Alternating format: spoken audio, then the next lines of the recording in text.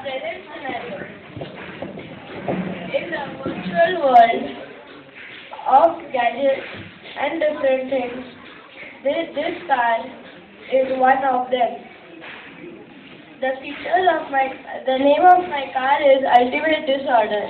As the name says, that it doesn't obey the orders of the virtual owner. The name of the company which has made this car is Icebreaker. The logo is shown in my chart, you shall see.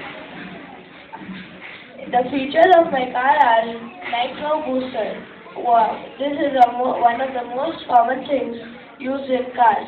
It makes the speed of the car twice in the present speed. Amazonite drill allows the car to go underground. This drill is rarely used in places to dig very hard soil areas. Like C-Freon, it's a gas which is used in the fridge. It allows the helicopter, car, or any other object to float in the air easily. Shark wheels are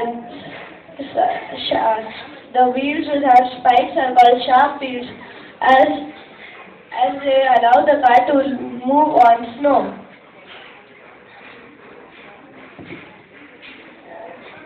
The Amazonite drill is present in this place. If you would like to see it, please see.